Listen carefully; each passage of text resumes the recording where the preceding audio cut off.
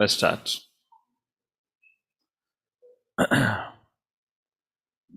Om Jnanatimirandasya Jnananjana Shalakaya Chakshurun Militam Yena Tasmai Shri Gurave Namaha.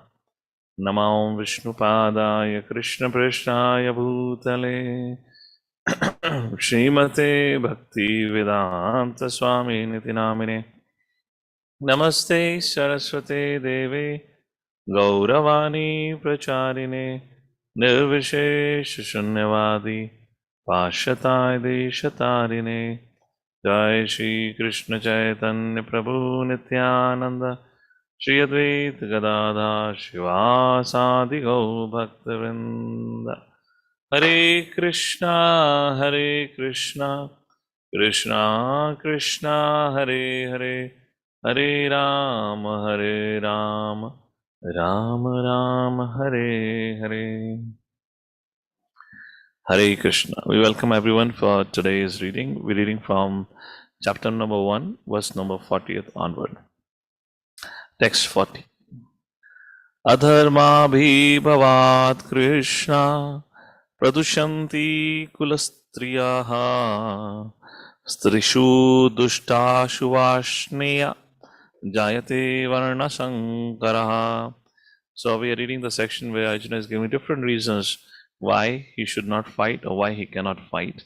And now he's talking about destruction of family traditions. Text number 40. When a religion is prominent in the family, O Krishna, the women of the family become polluted. And from the degradation of womanhood, O descendant of Vrishni, comes unwanted progeny.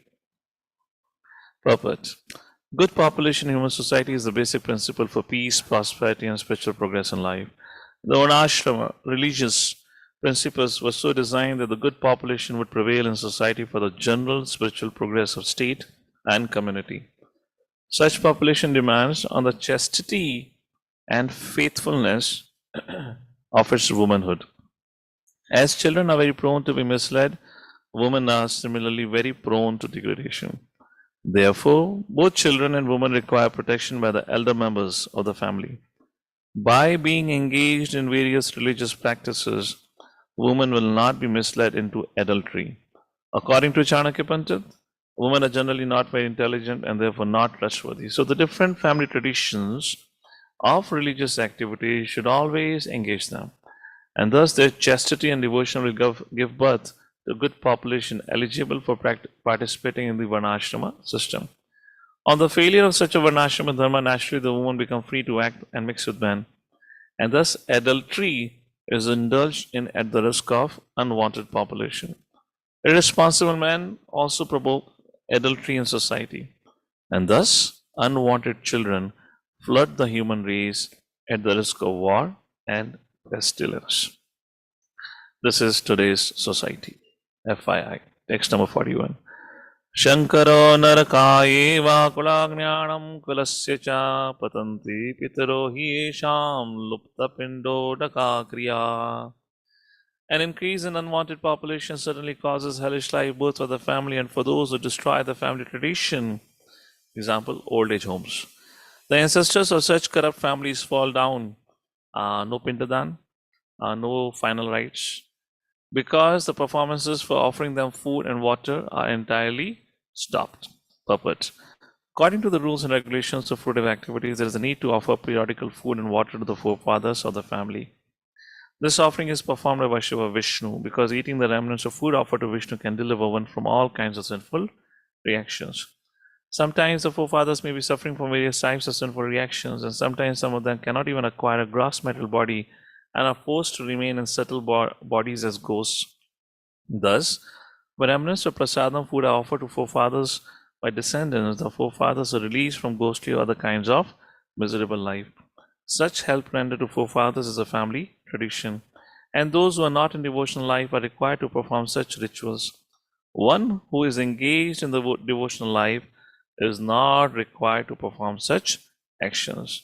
Simply by performing devotional service, one can deliver hundreds and thousands of forefathers from all kinds of misery. It is stated in the Bhagavatam, Devarshi bhutat naranam pitranam naking karonayam rani charajan sarvatmanahaya sharanam sharanyam gato mukundam parihritya karatam. Anyone who has taken shelter of the lotus feet of Mukunda, the giver of liberation, giving up all kinds of obligation, and has taken to the path in all seriousness, owes neither duties nor obligations to the demigods, sages, general living entities, family members, humankind, or forefathers. Such obligations are automatically fulfilled by the performance of devotional service to the Lord. Text number 42. So, after talking about destruction of family traditions and how it will lead to unwanted population, Varna Sankara, the pollution of womanhood, then the pollution of the kids, and then the whole destruction of the society, which will lead to war, famine, and pestilence, which is what we see prevalent today, would happen. That's what Arjuna was saying to Krishna, why I should not fight. Text number 42. Doshe rethe kulagranam varna sankara karake Usyadanti jati dharma kuladharmascha shashvataha. By the evil deeds of those who destroy the family tradition and thus give rise to unwanted population, all kinds of community projects and family welfare activities are devastated. Puppet. Community projects for the four orders of human society combined with family welfare activities as they are set forth by the institution of Sanatana Dharma are designed to enable the human being to attain his ultimate salvation. Therefore, the breaking of the Sanatana Dharma tradition by irresponsible leaders of society brings about chaos in that society. And consequently, people forget the aim of life, Vishnu. Such leaders are called blind, and persons who follow such leaders are sure to be led into chaos. Text number 43. Now, Arjuna gives another reason why I would not fight the war. Text number 43. Ussanna kula dharmana manushyanam janadana narake niyatam vasu bhavatiti anushruma. O Krishna, maintainer of the people, I have heard by disciplic succession that those whose family traditions are destroyed always dwell in hell. So in other words, he's talking about sinful reactions now. Puppet. Arjuna bases his argument not on his own personal experience, but on what he has heard from the authorities. Bhavatiti anushruma, I have heard. That is a way of receiving real knowledge. One cannot reach the real point of factual knowledge without being held by the right person who is already established in that knowledge. There is a system in the Varnashram institution by which, before death, one has to develop the process of atonement for his sinful activities. One is always engaged in sinful activities must utilize the process of atonement called prayashita. Without doing so, one surely will be transferred to hellish planets to undergo miserable lives as a result of sinful activities. Text number 44. Aho bata mahat papam kartam vaivasita vayam yadarajya sukhalobena hantum svajanam. Alas, how strange it is that we are preparing to commit greatly sinful acts, driven by the desire to enjoy royal happiness. We are intent on killing our own kinsmen. Puppet. Driven by selfish motives, one may be inclined to such sinful acts as the killing of one's own brother, father, or mother. There are many such instances in the history of the world, but Arjuna, being a saintly devotee of the Lord, is always conscious of moral principles, and therefore takes care to avoid such activities. Text number 45. Yadimam pratikaram ashastram shastrapaneha dhritarashrarane hanyas tanmishemetaram bhavet. Better for me if the sons of Dhritarashtra, weapons in hand, were to kill me unarmed and unresisting on the battlefield. Purport. It is a custom according to Kshatriya fighting principles that an unarmed and unwilling enemy should not be attacked. Arjuna, however, decided that even if attacked by the enemy in such an awkward position, he would not fight. He did not consider how much the other party was bent upon fighting. All these systems are due to soft-heartedness resulting from his being a great devotee of the Lord. Text number 46. Sanjavacha eva muktva arjuna shanke rato pasta upavishad Visrutyasa sharam chapam shoka samavignamanasah. Sanjaya said, Arjuna, having spoken thus on the battlefield, cast aside his bow and arrows and sat down on the chariot, his mind overwhelmed with grief. Purport. While observing the situation of his enemy, Arjuna stood upon the chariot, but he was so afflicted with lamentation that he sat down again, setting aside his bow and arrows. Such a kind and soft hearted person in the devotion service of the Lord is fit to receive self knowledge. So imagine Sanjay is speaking to this to Dhritarashtra. What would be the joy of Dhritarashtra to know, अरे वाह, battle शुरू होने से पहले खत्म हो गई. You know, Arjuna is not even willing to fight. And see, Sanjay is not gonna, Dhritarashtra is not gonna think as Sanjay is describing, or as Prabhupada purports are describing, that Arjuna is soft-heartedness or is overfilled with compassion. Dhritarashtra, what would he think? You know, whatever is your perception, that's how you look at the world. Now he is envious of others, he is hateful of others, so what he will think? Oh, Arjuna has become scared, seeing the power of the Duryodhanas, my sons. Now Dhritarashtra will be smiling, but Sanjaya would not let him smile for longer. He would cut off his smile immediately in the next verse. With this, we conclude the first chapter. Let's go to the second chapter, titled as Contents of the Gita Summarized. Let's see, Sanjaya is looking at a smirk on the face of Dhritarashtra. Looks like Dhritarashtra is becoming confident, and he immediately destroys his confidence, obliterates his confidence. What he says, chapter 2, verse number 1. Sanjaya vacha tam tatha kripaya vishtam ashrupuna kulikshanam vishidantam idam vakyam vacha madhusudanaha. Sanjaya said, seeing Arjuna full of compassion, his mind depressed, his eyes full of tears, Vacha Madhusudanaha. He didn't say Vacha Krishnaha. He says Vacha Madhusudanaha. As I said again before, name has a particular context here. And he said to Dhritarashtra, when Krishna saw Arjuna in that situation, then Krishna began to speak. But not Krishna, he called him Madhusudana. Now, what is the meaning of the word Madhusudana? And what the usage of word Madhusudana would have immediately indicated to Dhritarashtra? Let's take a look at the purport. Material compassion, lamentation, tears are all signs of ignorance of the real self. Compassion for the eternal soul is self-realization. The word Madhusudana is significant. Lord Krishna killed the demon Madhu. And now Arjuna wanted Krishna to kill the demon of misunderstanding that had overtaken him in the discharge of his duty. No one knows where compassion should be applied. Prabhupada will speak about compassion. So you got the idea why he said Madhusudana? The one who had killed the demon, Madhu. So here Dhritarashtra, whatever doubts have arisen in the mind of Arjuna would definitely be destroyed by Krishna. Don't be so happy. Compassion for the dress of a drowning man is senseless. A man fallen in the ocean of knee-size cannot be saved simply by rescuing his outward dress, the gross material body, which means feeding food, providing clothes, giving education, does no good to the gentleman. Some good material benefit, but that does not save the soul. That's not a real compassion. One who does not know this and laments for the outward dress is called a Shudra. Wah! Who is a Shudra? One who does not know the science of self and who laments unnecessarily. Okay, रोने वाले लोगों सावधान. ज़्यादा रोगे, Prabhupada says, you are Shudra. Arjuna was a Kshatriya and this conduct was not expected from him. Lord Krishna, however, can dissipate the lamentation of the ignorant man, and for this purpose, the Bhagavad Gita was sung by him.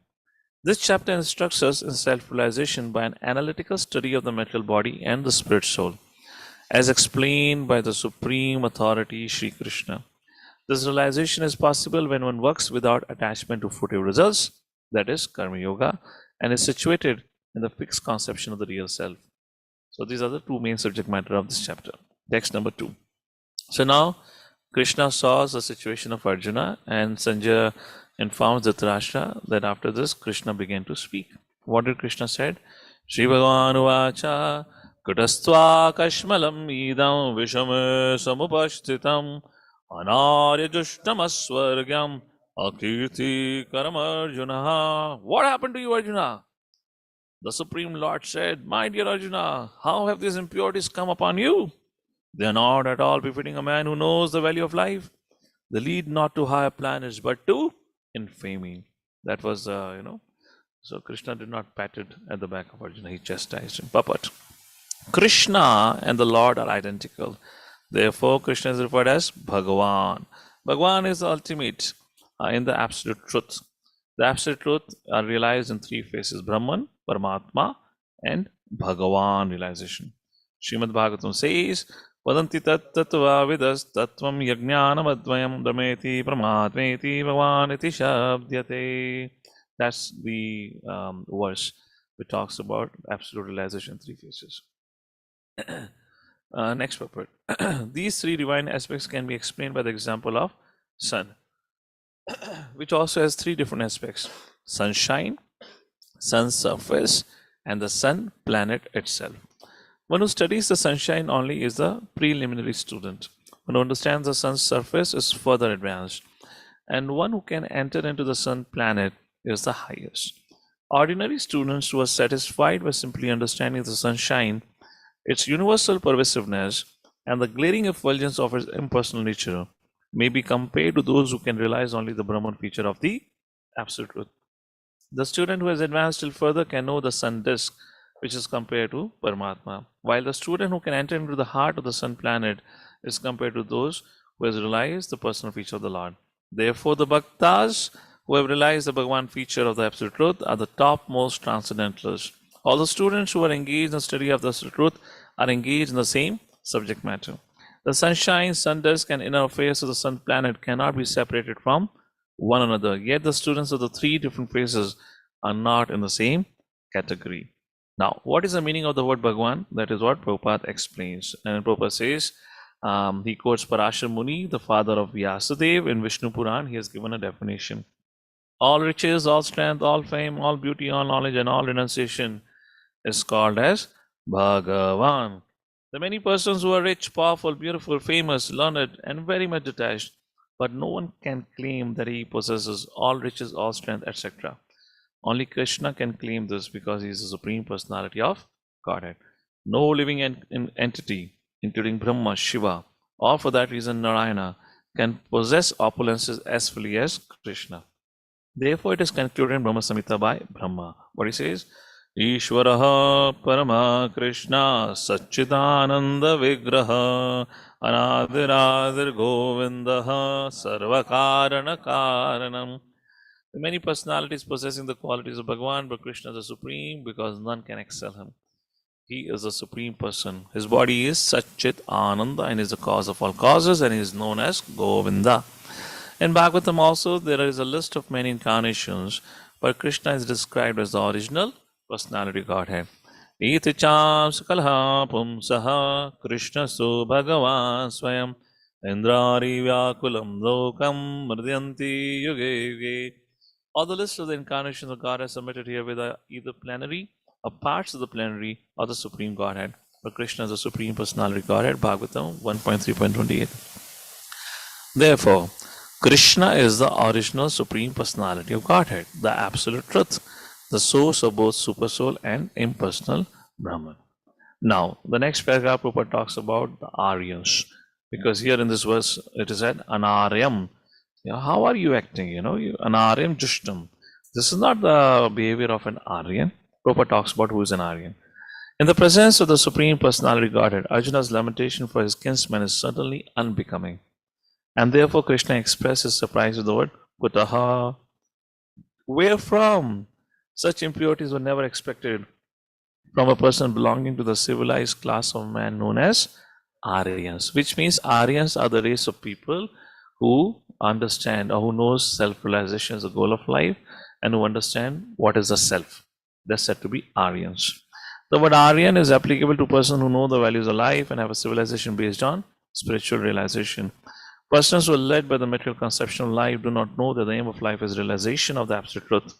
They are captivated by the external features of the material world, and therefore they do not know what liberation is. Persons who have no knowledge of liberation from material bondage are called non-Aryans. And Hitler therefore declared himself to be the original race, Aryans. We are the Aryans. And that's how the Aryan invasion theory came. And then Aryan invasion theory means the Aryans were Europeans and they migrated to Bharat. 3,500 years ago, and they wrote the scriptures like that. Talks about. Although Arjuna was a Kshatriya, he was deviating from his prescribed duties by declining to fight. This act of cowardice is described as befitting the non-Aryans. Such deviation from duty does not help one in the progress of spiritual life, nor does it even give one the opportunity to become famous in this world. Lord Krishna did not approve of the so-called compassion of Arjuna. Text number 3. Chastisement continues. Klabhyam asamagama naitatvai upapadyate shudram hridyadarvalyam tyakto tishta parantava. O son of Pratha, do not yield to this degrading impotence.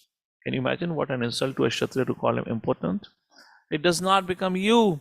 Give up such petty weakness of heart, O chastiser of the enemy. Puppet. Arjuna was addressed as the son of Pratha, who happened to be the sister of Krishna's father, Vasudeva.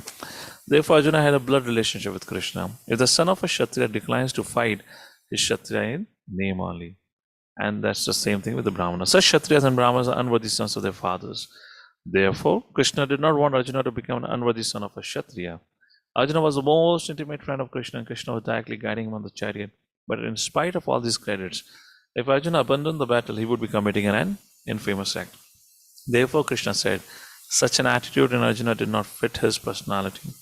Arjuna might argue that he would give up the battle on the grounds of his magnanimous attitude for the most respectable Bhishma relatives, but Krishna considered that sort of magnanimity mere weakness of heart. Such false magnanimity was not approved by any authority. Therefore, such magnanimity or so-called non-violence should be given up by persons like Arjuna under the guidance of Krishna.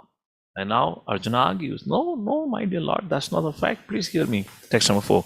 Arjuna vacha katam vishwam naham sankhe dronam cha madhusudana Ishubi pratiyosyami pujarav arisudana.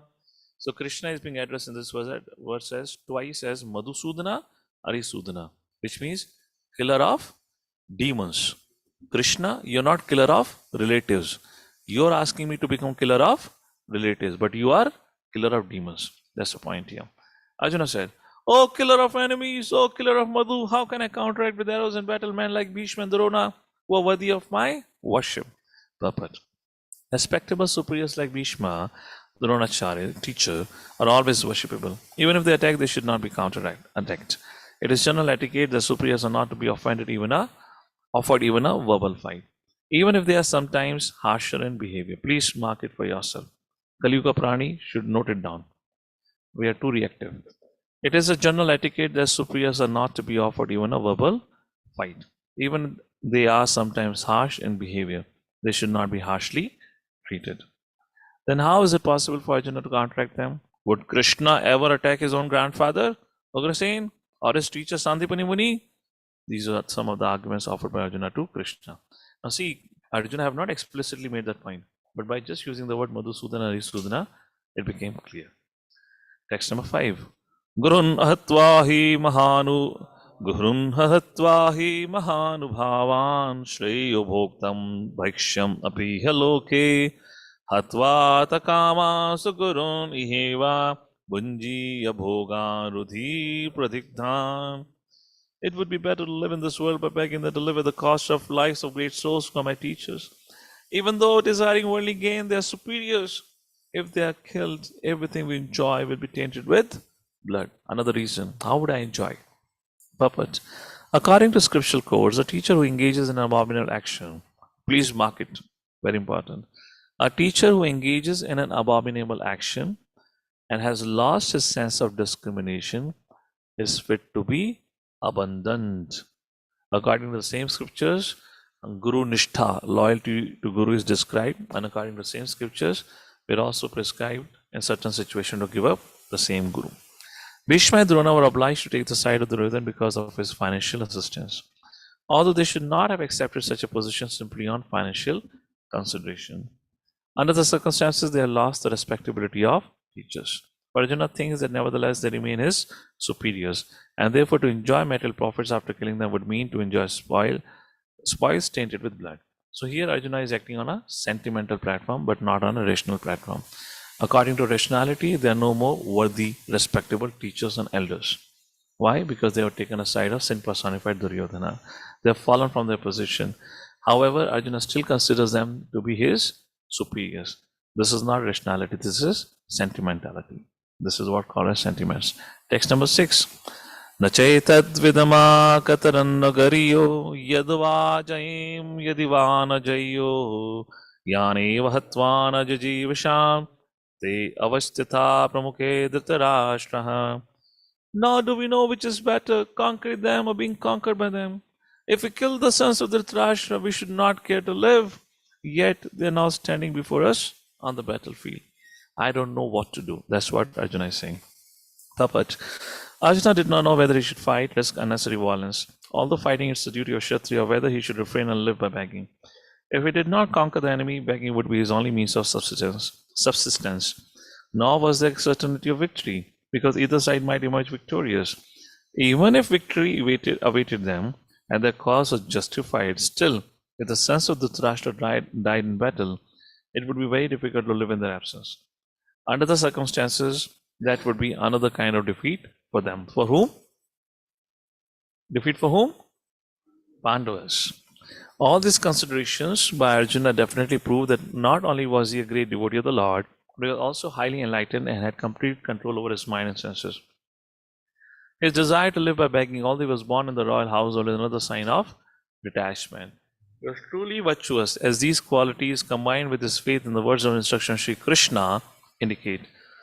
It is concluded that Arjuna was quite fit for liberation.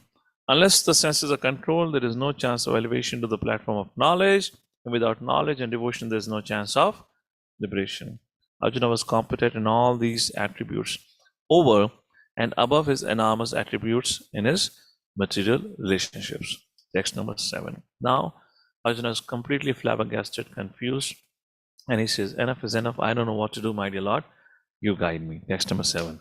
Karpanya dosho pahata swabhava prachami tvam dharma samudha chetaha yashre harshane shitam druhitan me Shishyasteham sadimam tvam prapanam. Now I'm confused about my duty and I've lost all the composure because of miserly weakness. In this condition, I'm asking you to tell me for certain what is best for me. I am your disciple and a soul surrendered unto you. Please instruct me. Puppet. By nature's own way, the complete system of material activities is a source of perplexity for everyone. In every step there is perplexity, and therefore it behooves one to approach a bona fide spiritual master who can give one proper guidance for executing the purpose of life. All Vedic literatures advise us to approach a bona fide spiritual master, which happen without our desire. To get free from perplexities of life which happen without our desire. They're like a forest fire that somehow blazes without being set by anyone. It refers to perplexities of life. Similarly, the world situation is such that perplexities of life automatically appear without our wanting such confusion. No one wants fire, yet it takes place and we become perplexed. The Vedic wisdom therefore advises that in order to solve the perplexities of life and understand the science of the solution, one must approach a spiritual master who is in the disciplic succession. A person with a bona fide spiritual master is supposed to know everything. One should not therefore remain in material perplexities, but should approach a spiritual master. This is the purport of this verse. Who is the man in material perplexities? It is he who does not understand the problems of life. Brahad Aranyaka Upanishad states, Yo va etad aksharam gargi aviditvasamal lokat pati sakrapanaha. He is a miserly man who does not solve the problems of life as a human, and who thus quits this world like the cats and dogs, without understanding the science of self-realization. This human form of life is a most valuable asset for the living entity, who can utilize it for solving the problems of life. Therefore, one who does not utilize this opportunity is a Maisa, Karpanya. On the other hand, there is a Brahmana, or he who is intelligent enough to utilize his body to solve all the problems of life. Ya itadaksharam gagi. Same thing is quoted. No, it's different actually. Ya itadaksharam gagi viditva asma lokat patisa brahmana. The Kripanas waste their time in being overly affectionate for family, society, country, etc. and the material conception of life. And pretty clear. These days, people waste their time on social media watching unlimited videos on different subject matter, but not worried about their self-realization. One is often attached to family life, namely to wife, children, other members, on the basis of skin disease. You heard about COVID disease? There's a skin disease. Prabhupada introduces in Bhagavad Gita. All right. The Kripana thinks that he is able to protect his family members from death. Or the Kripana thinks that his family or society can save him from the verge of death. Such family attachment can be found even in the lower animals who take care of children also. Being intelligent, Arjuna could understand that his affection for family members and his wish to protect them from death were the causes of his perplexities. And it is true for each and every one of us. This is why we are confused. Aha nidra bhaya maitunam. That's what is happening here. And those who are only worried about protecting their families, etc., they're not on human level, they're on animal level, like cats and dogs. Although he could understand that his duty to fight was awaiting him, still on account of miserly weakness, he could not discharge the duties. He is therefore asking Lord Krishna, the Supreme Spiritual Master, to make a definite solution. He offers himself to Krishna as a disciple. He wants to stop friendly talks. Talks between the master and disciple are serious. And now Arjuna wants to talk very seriously before the recognized spiritual master. Krishna is therefore the original spiritual master of the science of Bhagavad Gita. And Arjuna is the first disciple for understanding the Gita. How Arjuna understands the Bhagavad Gita is stated in the Gita itself. And yet foolish mundane scholars explain that one did not submit to Krishna as a person but to the unborn within Krishna. There is no difference between Krishna's within and without. And one who has no sense of this understanding is the greatest fool in trying to understand Bhagavad Gita. So all the impersonal commentators, Mayavadi commentators, they are the greatest fool who say Krishna is to be found within Krishna, unborn Krishna, like that. So like this, we'll pause here for today. So what has happened so far, I'll just let you know. So Arjuna, we read today, Arjuna continues it, describing the various reasons why he should not engage in war. And all of them were totally valid. And they all had scriptural references or reasoning behind it. However, Krishna did not accept it. Krishna said, this is rascaldom, this is useless, you are a Kshatriya. So yes, there is one principle that you're trying to follow, that there is a principle of non-violence and compassion, but you have to understand you're not fighting your relatives, you're fighting Atatai. These are the people who usurped your kingdom, who took away your wealth, who took away your land, who set house on fire, who literally insulted your wife. Not literally, they actually insulted the wife like that. So whatever Atatais are described in the scriptures, they were all of them. And for such culprits, the punishment is death sentence. You are a Kshatriya, you are the protector of the society. As a protector of the society, you cannot act under a skin disease. This is my relative, that is not my relative. This is my relative, so I'll forgive him. But this is not my relative, so if he does the same crime or lesser crime, I'll give him the severe punishment, so that I set an example. So that's what Lord Shri Krishna is saying. You are a leader, you are a Kshatriya, a protector of the society. You're supposed to protect by setting an example. Don't portray your skin disease by saying that, oh, I forgive them. They deserve to be killed, not for one act, but on various acts that they have done. And there is only one punishment, that is death sentence. And then Arjuna began to again say, oh, my dear Lord, you're saying like this. You are Madhusudana, you are Ayusudana. You killed demons. You did not kill your relatives. So like this, Arjuna said. But then Arjuna realized he doesn't know what to do.